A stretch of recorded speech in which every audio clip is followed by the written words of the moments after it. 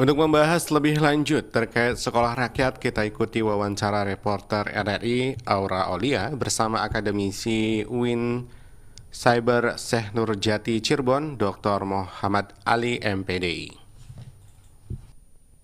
Terkait dengan sekolah rakyat ini kan memang program pemerintah pusat ya Pak, dan memang juga sudah mulai dicanangkan di beberapa kota dan kabupaten di Indonesia, termasuk memang di kota Cirebon. Ingin mengetahui Pak pendapat Bapak terkait dengan program sekolah rakyat ini, dan menurut Bapak apa sih upaya pemerintah agar memang program ini dapat berjalan dengan optimal kepada sasaran yang dituju begitu? Jadi sekolah rakyat itu sangat luar biasa ya, dan itu sangat penting sekali karena pada filosofinya itu menekankan pada kesetaraan, keadilan, dan keterlibatan masyarakat. Jadi saya sebagai akademisi di UIN Cyber ya, perlunya pendidikan untuk pembebasan. Nah, sekolah rakyat itu salah satu konsep atau filosofi dasarnya adalah pendidikan untuk pembebasan, karena mengacu pada gagasan Paulo Freire ya, yakni bahwa pendidikan itu sebagai alat untuk pembebasan dari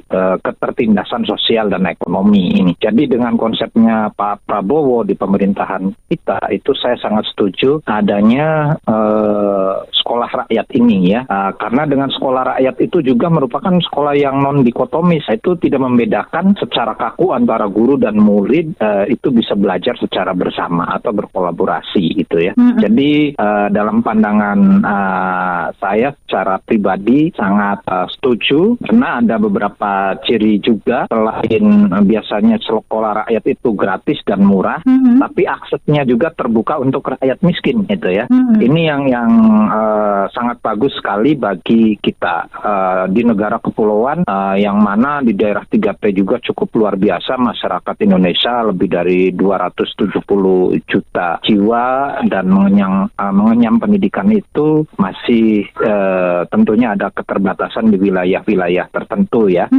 Sekolah rakyat juga ini kurikulumnya itu sangat fleksibel dan kontekstual. Ini tentunya ini bisa disesuaikan dengan kebutuhan lokal, misal di daerah 3T atau provinsi tertentu di wilayah Indonesia yang tersebar di 36 provinsi tersebut ya. Dan tentunya ini berbasis, sekolah rakyat itu kan berbasis komunitas ya, bukan sekolah berbasis komunitas, bukan berbasis negara. Jadi saya katakan tadi itu tidak membedakan secara kaku juga antara murid dan guru ya.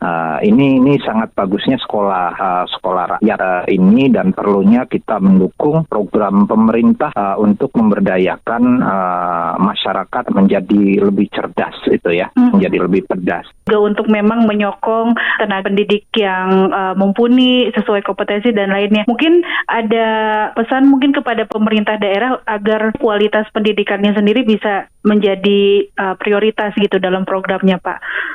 Khusus di kota Cirebon atau Kabupaten Cirebon, tentunya pemerintah daerah harus mensupport full dalam implementasi sekolah rakyat ya. Selain ada dari tokoh masyarakat, dunia industri dan dunia usaha, lalu tokoh-tokoh pendidik juga itu harus mensupport full program ini, karena sangat luar biasa untuk masyarakat gitu ya.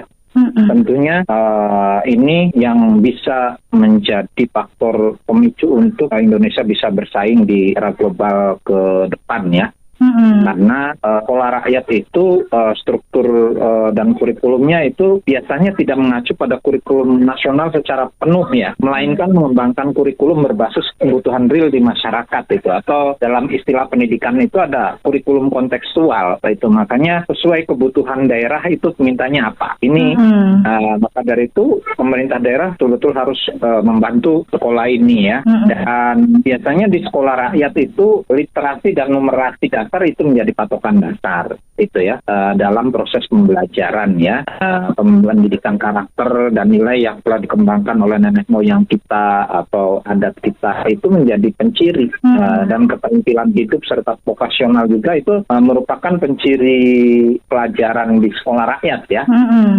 Karena itu tujuannya untuk membantu menyadarkan atau terjadi kesadaran sosial dan lingkungan gitu ya, lingkungan. Jadi metode partisipatif inisiatif ini sangat luar biasa, tetapi ikon utamanya adalah pemerintah daerah untuk mensukseskan kegiatan ini.